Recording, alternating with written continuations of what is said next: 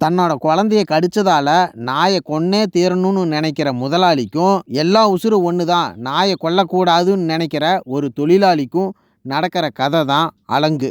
இந்த படத்தில் குணாநிதி கதாநாயகனாக நடிச்சிருக்கிறாரு.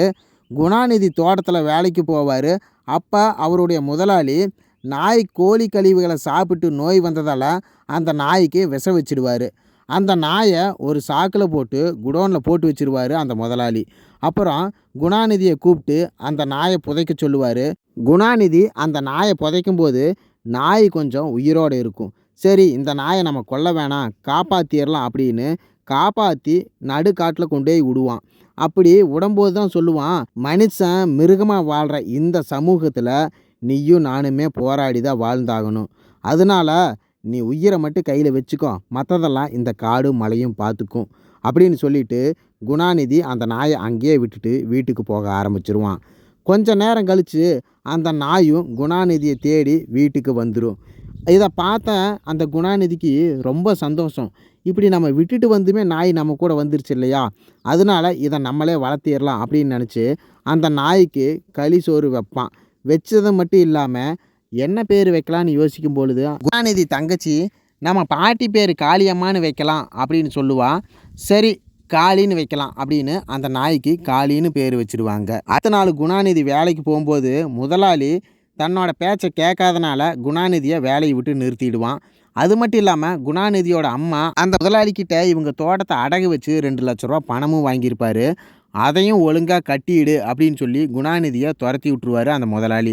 உடனே குணாநிதி அவங்க மாமாட்ட சொல்லி, மாமா எனக்கு வேறு எங்கேயாவது வேலை பாருங்க, அந்த முதலாளி என்கிட்ட பணம் கேட்குறாரு அப்படின்னு சொல்ல, சரி நீ கவலைப்படாத, உனக்கு ரப்பர் தோட்டத்தில் வேலை வாங்கி தர அப்படின்னு கேரளாவில் இருக்கிற ரப்பர் தோட்டத்தில் வேலை வாங்கி கொடுத்துருவாரு.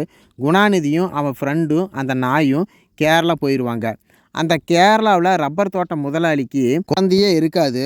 10 வருஷத்துக்கு அப்புறம்தான் ஒரு குழந்தை ஒன்று பிறந்திருக்கும். அந்த குழந்தைக்கு எது கேட்டாலும் செய்வார். அந்த குழந்தை மேலே ரொம்ப பாசமாகவும் இருப்பார். ஒரு நாள் அந்த குழந்தை முன்னாடி அணில் வந்து கொய்யாப்பழம் சாப்பிட்டுட்டு இருக்கும். வீட்டில் அவங்க அம்மா சத்தம் போட்ட உடனே அந்த அணில் மரத்தை மேலே ஏறிடும். இதை பார்த்து அந்த குழந்தை அணில் அந்த பழத்தை சாப்பிடாதனால சோகமாக உட்காந்துருக்கும். இதையெல்லாம் அந்த ரப்பர் தோட்ட முதலாளி பார்த்துட்ருப்பார். உடனே தன்னோட மனைவிகிட்ட சொல்லி, இந்த வீட்டில் யாரும் சத்தம் போடக்கூடாது அந்த அணில் சாப்பிட்ற வரைக்கும் அப்படின்னு சொல்லிவிடுவாங்க. மீண்டும் அந்த அணில் வந்து அந்த பழத்தை சாப்பிடும். அதுக்கப்புறம் தான் அந்த குழந்தையே சந்தோஷமாக இருக்கும். என்னோட குழந்தை தான் உலகம், குழந்தையோட சந்தோஷம் தான் எனக்கு முக்கியம் அப்படின்னு நினைக்கக்கூடியவர் தான் அந்த ரப்பர் தோட்ட முதலாளி. ஒரு நாள் இந்த குழந்தை நடந்து போயிட்டுருக்கும் பொழுது தெருநாய் ஒன்று கடிச்சு வச்சுருங்க.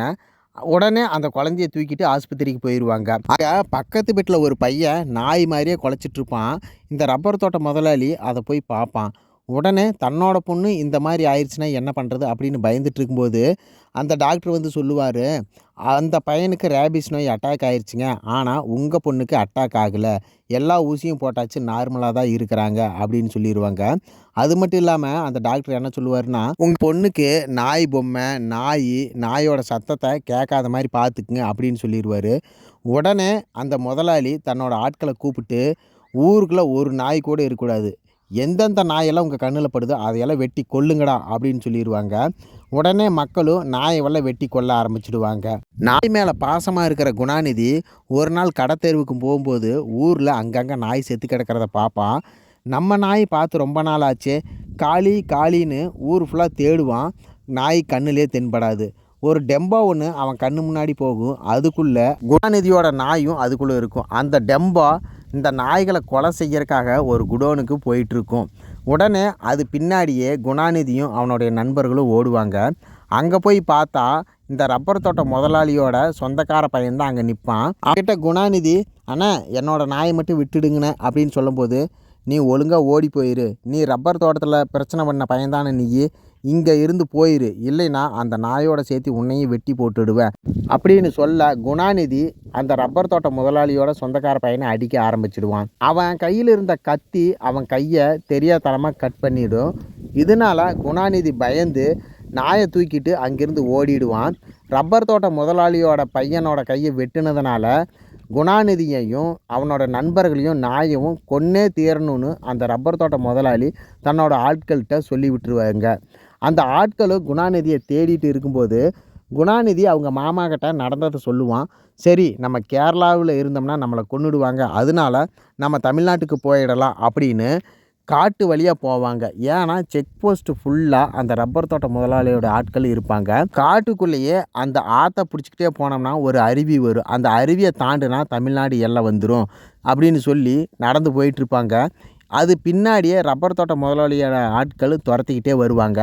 எப்படியோ அவங்கக்கிட்ட இருந்து தப்பிச்சு தமிழ்நாட்டுக்கு வந்துடுவாங்க குணாநிதியும் அவங்க நண்பர்களும் மாமாவும். ரப்பர் தோட்ட முதலாளியோட பொண்ணு குணம் அடைஞ்சிருவான், நல்லா தான் இருப்பான்.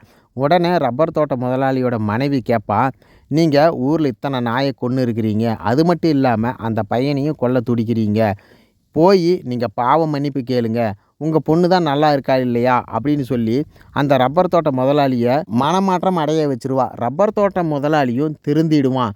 சரி, அவனுடைய ஆட்கள்கிட்ட சொல்லி அந்த நாயையும் அந்த குணாநிதியும் விட்டுட்டு வந்துடுங்க அப்படின்னு சொல்ல அந்த ஆட்களும் திரும்பி வந்துடுவாங்க. இந்த படத்தின் கதையில் இருக்கிற ஒரு சீனை கூட உங்களால் நல்லா இல்லைன்னு சொல்ல முடியாது. அவ்வளவு அருமையான படங்க. ஜெயிலர் படத்தில் சொல்கிற மாதிரி ஒர்த்து வருமா ஒர்த்து. கண்டிப்பாக மிஸ் பண்ணாமல் பாருங்கள். நன்றி.